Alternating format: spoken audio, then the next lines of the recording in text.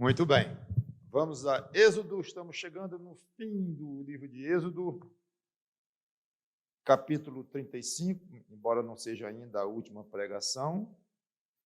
Vocês vão ver dos versículos 1 a 3, depois de Deus garantir que iria com o povo, após aquela crise, e Deus disse que não ia, depois muitos tratos com Moisés, resolveu ir, e uma grande insistência de Moisés, belíssima, já falamos isso tudo. Então, o fato é que agora Moisés começa a instruir o povo para a construção do tabernáculo, um marco, algo muito importante, crucial, na maneira como Deus queria se relacionar com o povo. Deus criou a ideia e concebeu a ideia do tabernáculo, que iria ser inicialmente construído no deserto, depois transformado num templo, mais tarde e tudo mais. Mas aqui agora o assunto é o tabernáculo, que seria construído no deserto. Antes disso, das instruções especificamente, Moisés repete a necessidade da guarda do sábado. Como eu preguei recentemente sobre o sábado aqui, de uma maneira até detalhada, eu não vou mais repetir. Mas vamos lá. Êxodo 35. Moisés convocou toda a congregação dos filhos de Israel e lhes disse: são estas as palavras que o Senhor ordenou que se cumprissem. 6 dias vocês trabalharão, mas o 7º dia lhes será descanso, o sábado do repouso solene ao Senhor, quem nele trabalhar morrerá. Não acendam fogo em nenhuma das suas moradas no dia de sábado. Então, já comentei que não vou falar mais sobre isto. Continuando, Moisés disse a toda a congregação dos filhos de Israel: esta é a palavra que o Senhor ordenou, dizendo. Então, eram palavras recentes, isso era novidade. Ele vai fazer muitas repetições aqui, como acabou de fazer com relação ao sábado, mas essa aqui, ele estava, essa convocação, como nós vamos ver aqui, muito bonita, veio agora. Deus já havia dado os detalhes para o tabernáculo, mas agora chegou o momento e a forma de Deus fazer é assim. Esta é a palavra que o Senhor ordenou, dizendo: separem do que vocês têm uma oferta ao Senhor, cada um de coração disposto, voluntariamente, atrará por oferta ao Senhor ouro, prata, bronze, pano azul, púrpura, carmesim, linho fino, pelos de cabra, peles de carneiro, tingidas de vermelho, peles finas, madeira de acácia, azeite para iluminação, especiarias para óleo da unção e para o incenso aromático, pedras de ônix e pedras de engaste para a estola sacerdotal e para o peitoral. Vamos ficar aqui, vamos orar. Santo Deus, nosso bom Pai, obrigado pela Tua palavra, que o Teu Espírito Santo nos ajude a estudá-la, ler, compreender, aplicar para nossas vidas e praticar o que for praticável, o que for não apenas de conhecimento, mas o que for transformado em prática, for necessário transformar em prática através de obediência a mandamentos específicos que nós saibamos. Saibamos também reconhecer quando são princípios aqui colocados e quando são não ordenados para uma prática exata nossa, mas uma prática parecida ou aplicativa, não exatamente como os judeus fizeram naquela época, mas aplicando para o dia de hoje e aperfeiçoando e adaptando para as necessidades que nós temos hoje de vivermos vidas agradáveis a Ti. Em nome do Senhor Jesus Cristo, eu peço e te agradeço. Amém. Então, o tabernáculo, embora fosse para uso inicial no deserto, mas ele seria útil quando chegassem lá em Israel, que até aqui, inclusive, não havia previsão de um atraso de 40 anos. Não se fala nisso, mas se a travessia tivesse sido normal, se estima que seria coisa de 3 meses, 4 meses. A estimativa de que estudiosos falam Seria mais ou menos isso. Com pouco tempo eles estariam na Terra Prometida, mas houve toda aquela reação dos espias que foram olhar a Terra, e a reação dos espias e tudo. E como nós vamos ver isso tudo ainda.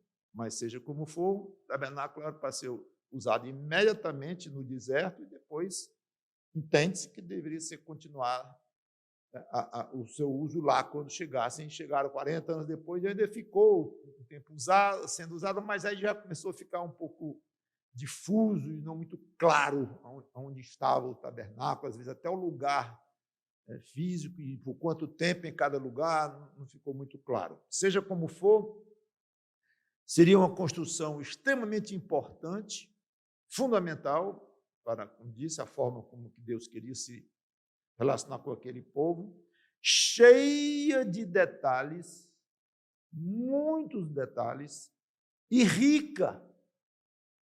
Uma construção rica, talvez uma mistura de rude com rica, porque estava ali no meio do deserto, e vamos dizer que Deus preparou pessoas para fazer e tudo, mas é rudimentar, as ferramentas e tudo mais.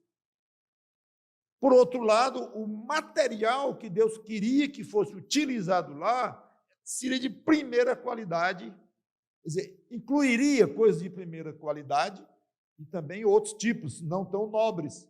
Mas vocês vão ver aqui, então não era uma construção de coisas que pegaram ali pelo deserto, alguma coisa provisória, uma madeirazinha, alguma coisa, uns arbustos, uns galhos e tal. Não.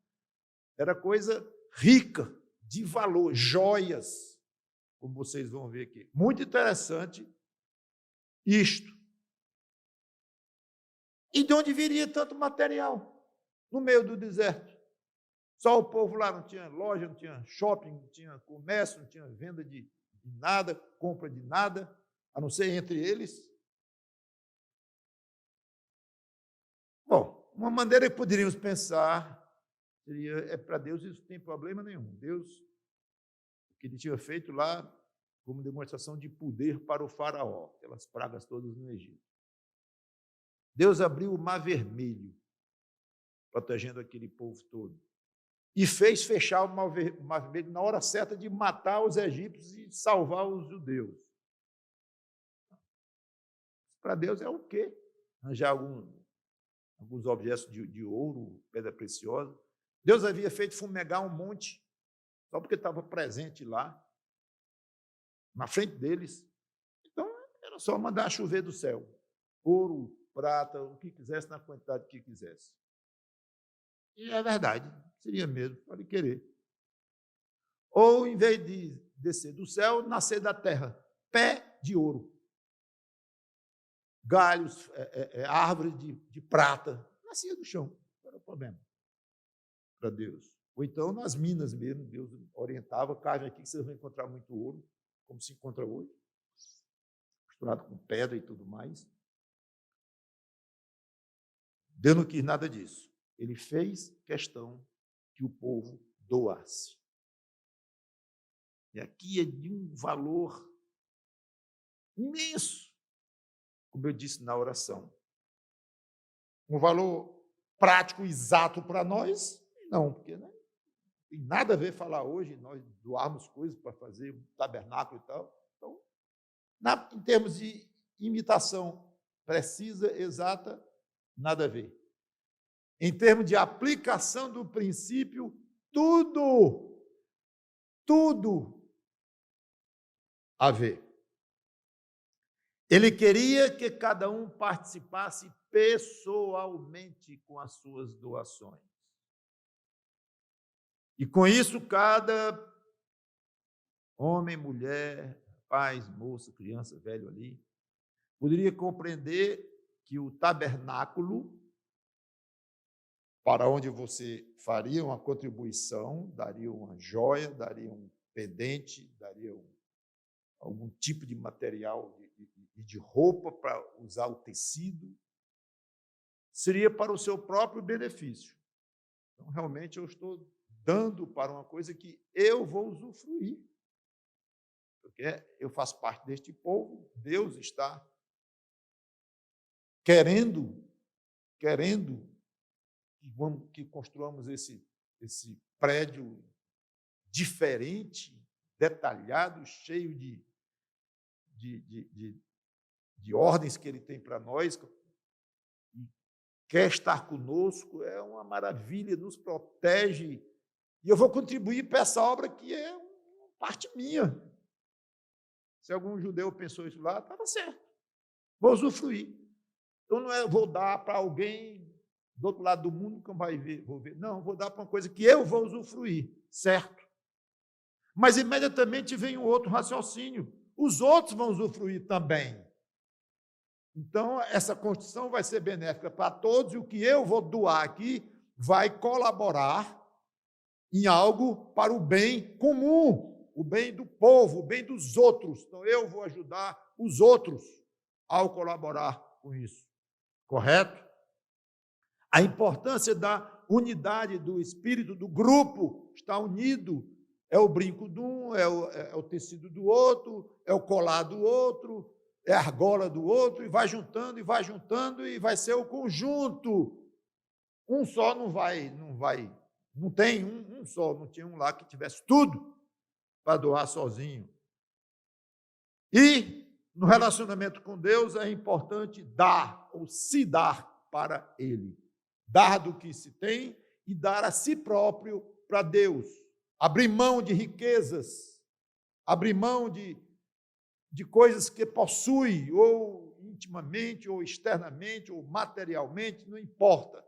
Dá o que tem de bom, de valor, pouco ou muito, mas dá para Ele, e em benefício do relacionamento com Ele, da adoração a Ele.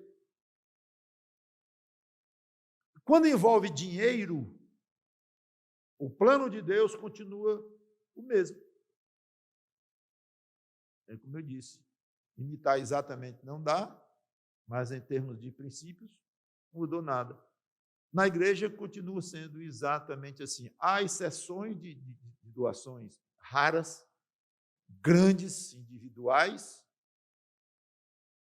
como nós próprios com esse prédio somos um exemplo vivo, até de quem não confessava fé em Jesus Cristo, colocou no coração uma doação muito grande, então temos que falar disso também, mas deixando claro que isso é exceção, que Deus trabalha com exceções também, não é o dia a dia, não é o que se espera normalmente, Deus providencia, mas raro, esporádico e não costumeiro. A parte disso, tudo que nós temos é vindo de cada um que compõe a igreja. A manutenção, o dia a dia, tudo é feito com o que cada um tem. De uma maneira mensal, de uma maneira espontânea, não quero nem dizer espontânea, mas de uma maneira esporádica, mas seja como for, é a soma de tudo que nós contribuímos, ou dizendo de outra forma, é a soma do que cada um individualmente contribui. É a mesma coisa. E quando um crente dá, ele deve pensar, eu vou usufruir disso. Eu estou dando para mim próprio, num certo sentido. Não digo estou dando para Deus, mas num sentido é para mim que eu vou usufruir. Tudo que essa igreja tiver para proporcionar, e eu estou contribuindo para mais um item, seja qual for, eu vou usufruir. Correto. Não tem nada errado pensar assim. Deus tem prazer que nós usufruamos de coisas nossas, para o nosso próprio prazer. Uma vez, puros. Eclesiastes fala nisso aí, vou falar disso várias vezes. Imediatamente após esse pensamento, e claro, para os outros, o que eu estou doando aqui vai servir para todos. Que coisa boa! É diferente, então, de eu comprar uma camisa que eu preciso comprar, supondo, e que eu vou usar, espera-se que sou eu. É diferente, é lícito, tão lícito quanto, mas sou eu, vou comprar um automóvel, vai ser eu, minha esposa, meus filhos, se estiverem em casa e tal, ali, tudo bem, também, mas é limitado, tem coisas que são mesmo praticamente só para você, mesmo justificável, um óculos, ou coisa assim. Mas quando é uma contribuição à igreja, não. Aí eu sou um entre todos os restantes que compõem aquela igreja. E isso é para fazer parte de uma alegria muito bonita, muito boa, muito lícita, coisa boa, eu estou contribuindo para todos. Se não nos unirmos aqui, cada igreja pode pensar assim, se não houver uma união, não houver um espírito de unidade, a igreja não alcança nada também. E a ideia também de agradar a Deus, permitir que a igreja faça trabalhos exteriores a ela própria, no sentido de reuniões e de manutenções e reformas e coisas desse tipo, mas trabalho missionário e coisas desse tipo. Então, os membros de uma igreja devem ter muita consciência da importância da sua igreja ser sadia financeiramente. E, nesse sentido, cada um contribuir como puder. É uma pena que essa questão de dinheiro tem sido explorada por falsos mestres, não é novidade, não é coisa do nosso tempo, mas parece que fica cada vez mais evidente à medida que a própria mídia se agiganta e vira onipresente na vida de cada um, de todas as formas e tudo mais, mas a exploração é evidente de pessoas que falam em nome de Deus, falam em nome do cristianismo, coisa assim, e concentram muito na questão do dinheiro, e líderes que têm enriquecido com o dinheiro dos seus adeptos, mais do que enriquecido, alguns se tornaram mesmo bilionários, de maneira completamente desfocada, distorcida, é uma pena. E tudo é pastor, o nome é pastor, o nome da organização é igreja, não escapa. Então, infelizmente, a ideia de igrejas serem organizações esquisitas, perigosas, interesseiras, e inclusive querendo poder político cada vez mais, uma mistura indigesta entre religião e política que nós estamos vendo no país hoje, inclusive um abuso, exploração do nome de Deus e de líderes se achegando cada vez mais ao poder, à proximidade do poder de uma maneira ostensiva, cada vez mais deixando para trás os princípios realmente bíblicos e sendo aproveitado de uma maneira extremamente estranha por parte de autoridades que se arrogam até estarem falando em nome de Deus, coisa assim, tem uma missão divina aqui, uma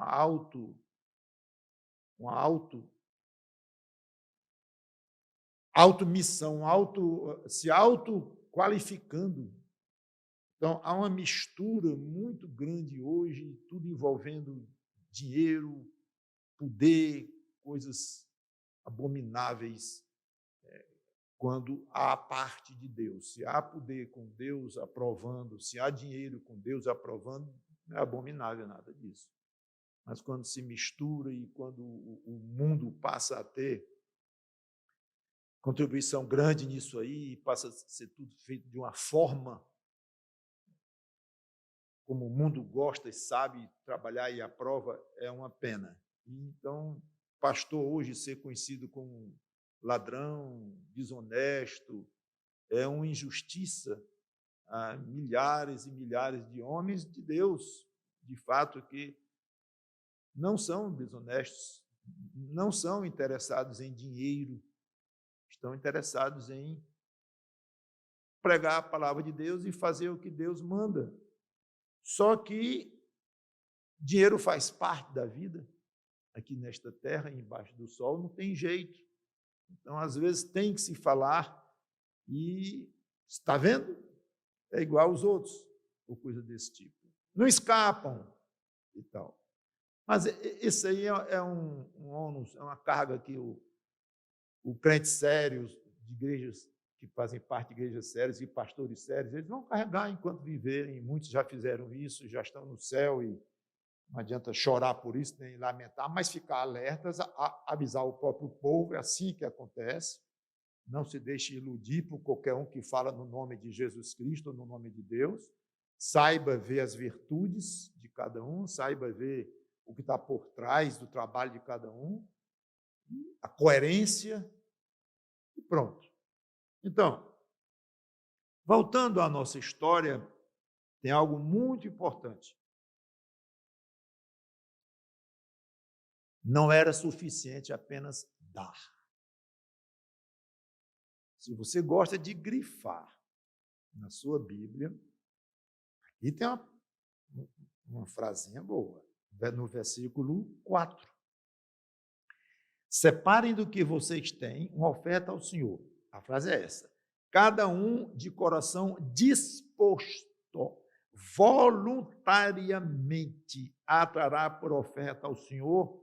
Aí vem ouro, prata, bronze, aí vem um monte de material. Mas observe a suprema importância dessas palavrinhas que estão aqui em número pequeno, são poucas, quase passa de uma maneira despercebida, mas está lá. E não tem nada de pouco aqui.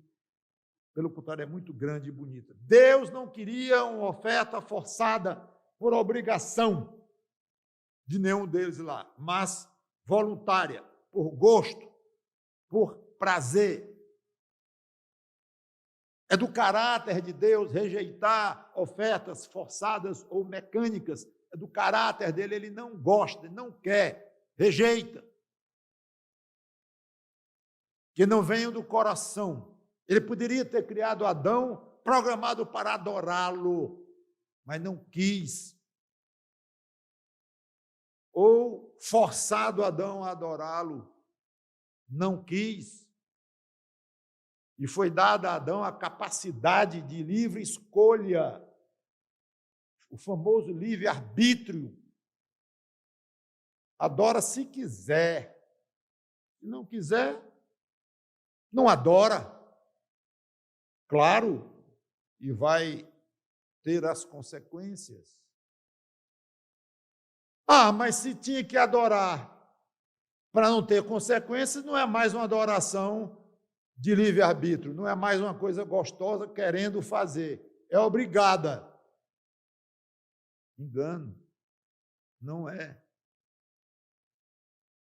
A adoração que Deus aceita tem que ser voluntária, tem que ser do coração, com gosto.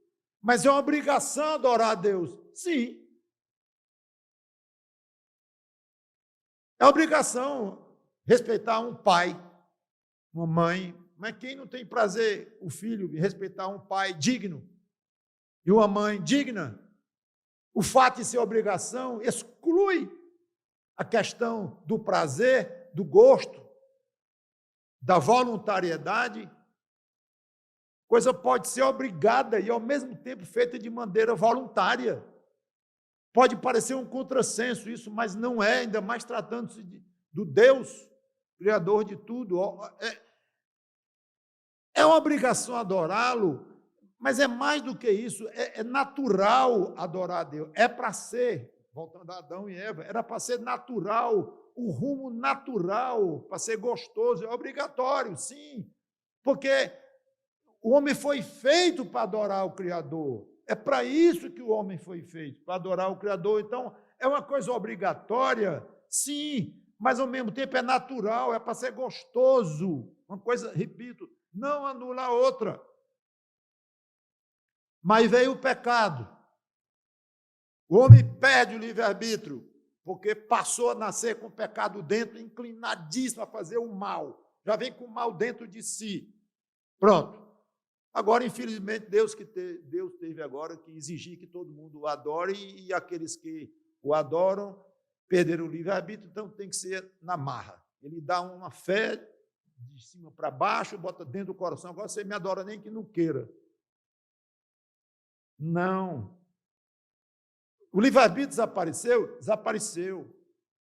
Dá para o homem adorar a Deus com a liberdade que Adão teve, o livre-arbítrio mesmo que Adão teve? Não, porque o homem nasce pecador, não consegue mais. E agora? Deus continua querendo uma adoração voluntária. Assim ele não aceita. Mas não tem mais adoração voluntária. Ninguém vai adorar a Deus mais voluntariamente. Ele resolveu dando fé e mexendo no coração dos homens que ele escolheu. Não, se ele está mexendo no meu coração, ele não está me deixando mais fazer uma coisa voluntária, de boa vontade, isso pode parar. O fato de Deus botar no coração não significa que ele está forçando o ser humano, aquela alma, que ele está violentando. Isso é miraculoso, isso é feito de uma coisa que homem nenhum consegue explicar direito. Mas, ao mesmo tempo em que Deus vai soberanamente dando vontade naquela pessoa e transformando aquele coração, ao mesmo tempo, aquele coração vai tendo uma vontade muito grande própria e um desejo muito grande próprio, pessoal, de agradar aquele Deus. Uma coisa não anula a outra. Está um pouquinho difícil de engolir, pastor, em termos de lógica e tal. Se é difícil, se é fácil, eu não sei, fique à vontade. Mas é assim, tudo que a gente estuda na Bíblia, eu, pelo menos, o que aprendi é que Deus dá a salvação, Deus vai dando a salvação e vai mudando o coração, mas, ao mesmo tempo, aquele coração vai se voltando para Deus de uma maneira tal que Deus aceita como voluntário, como uma coisa gostosa, como uma coisa que lhe agrada. É uma fé que veio de Deus, mas, ao mesmo tempo, esta fé produz um arrependimento que vem do homem. Deus não se arrepende por ninguém, quem se arrepende é você. Digo você, crente. Então, é uma mistura absolutamente miraculosa de divino com humano, mas de uma forma que não ficou anulada em momento algum, anulado o aspecto da adoração voluntária. Não ficou. Você foi levado a Deus pelo Espírito Santo que lhe deu fé. Sim, mas você pode dizer também, eu quis aceitar Deus no meu coração. Eu me arrependi dos meus pecados. Pode. Então, eu sou autor da própria salvação minha. Errado. Mas se não fosse a minha vontade de aceitar Cristo, eu não teria sido salvo. Correto. Então, você vê que tem afirmações que parecem um contra a outra, mas não é assim a salvação. E o fato é que eu acho que ninguém aqui vai dizer que aceitou Cristo à força, na marra. Eu não gostava de Jesus Cristo, falava mal dele, por exemplo. Não é meu caso pessoal, que eu não falava mal dele, mas não cria nele. Mas estou falando de uma pessoa genérica. Eu não gostava de Cristo, fui contra Cristo. Lascado. Teve um dia que eu tive que aceitar Jesus Cristo como meu Salvador. Por quê? Não sei, uma coisa ruim na minha cabeça, mandando, uma coisa desagradável, não consegui me livrar daquilo. Eu quer saber de uma coisa? Para ter paz, eu vou logo aceitar esse Jesus para acabar com isso. Você já viu algum crente falar assim? Foi me dando uma tristeza, foi me dando uma raiva de mim mesmo, dos meus pecados, foi me dando uma simpatia por esse Jesus, foi me dando uma vontade de me jogar nos braços dele, e a vida começou a ficar esquisita pensar em viver sem ele. Não aguentei, não. Eu corri para os braços dele. Foi. E de repente já sentei ali ao lado do trono dele e tal. Foi assim, não, me joguei nos pés dele. Aí foi assim, foi. Mas você não estava com a fé que ele estava lhe dando, você não estava já seguro e tal. Não pensei nisso, nem sabia disso. Eu fui saber pela Bíblia, pela teologia, mas o que eu senti foi um desespero enorme em mim, terrível. E eu queria, porque queria Jesus Cristo. Olha, eu era capaz de morrer para poder ter a oportunidade de me entregar a ele. E fui aos pés dele, triste, e me arrependi, e chorava, e pedia. E às vezes demorou esse negócio, foi um processo, e eu procurando, parecia que às vezes ele não olhava direito para mim, e eu queria. Eu não sei, eu sei que eu não aguentava mais viver sem Jesus Cristo, não, e pedi por tudo que ele me salvasse. Foi assim? Foi. Então você se sentiu voluntariamente aceitar Cristo? Claro. Então é a mesma coisa. Mesma coisa nesse sentido de Deus não aceitar nada forçado. Ainda hoje é assim. E ele não considera forçado alguém que chegou a Cristo através. Aliás, só tem essa maneira, né, de chegar a Cristo, que é por uma fé que ele próprio Deus. Isso não anula. Agora, ao mesmo tempo, não vai nunca nos deixar inchados, como os judeus eram inchados. Porque nós, o povo de Deus, e nós, os crentes, nós, os salvos, porque eu aceitei Jesus porque eu quis, levantei a mão porque eu quis, fui lá na frente porque eu quis. Não tem essa atitude. Nossa atitude sempre será de humildade, de profundo agradecimento a Cristo pela nossa salvação. Então, continua assim. E essa é que eu vou encerrar. Essa nossa voluntariedade que Deus quer, não é nem nossa. Essa adoração voluntária que Deus espera de todo ser humano, sabendo que sem ele interferir não vai haver adoração. Isso se reflete em todas as áreas da vida. Então você tem que se doar para Deus de uma maneira espontânea. Mesmo sabendo que é fraco, é pecador e tudo, precisa do Espírito Santo, do poder do Espírito Santo, certo. Mas, ao mesmo tempo, é espontâneo. Senhor, eu quero te agradar, eu quero me dar para ti, eu quero entregar minha esposa para ti, meu marido para ti, meus filhos para ti, a minha inteligência para ti, a minha doença para ti. Eu quero dar tudo, eu quero dedicar tudo para ti. Inclusive, que é o nosso contexto, e aqui eu vou chegar no fim, o aspecto financeiro, incluindo. Para muitos falsos mestres, o financeiro vem lá no topo. É de Jesus agora? É evangélico? É. Dízimo, e muito mais do que dízimo, oferta para aumentar o tempo, oferta para o carro, para comprar o Rolls Royce do pastor. Vamos lá, dízimo, muita oferta. E para pegar que vai esse dinheiro todo? Deixa comigo, vamos. Dinheiro, Deus quer dinheiro, aí tome pregação. Para essa pregação que eu estou dando aqui, esse texto aqui, ora, o que certamente ela é utilizada por aí tudo, venham, dê joias, e é literal, aí é bom ser literal, né? Tragam suas joias. Meu pai teve um amigo absurdamente chateado, porque a esposa dele virou uma dessas evangélicas e estava dando tudo para tal da igreja lá. Mas dando coisa, ele era rico, e dando coisa grande, e dinheiro, ações de bancos. A mulher estava dando para tal igreja lá, e ele revoltado, com ódio de tudo que era metido a cristão, ou coisa desse tipo, evangélico. Meu pai explicava e tudo mais, mas ele viu esse drama. Aí depois se separaram, inclusive. Aí é que a mulher deu mesmo tudo, não sei se até é pobre hoje, não sei, ou já se converteu, que eu espero. Seja, eu conheço ele, ela não.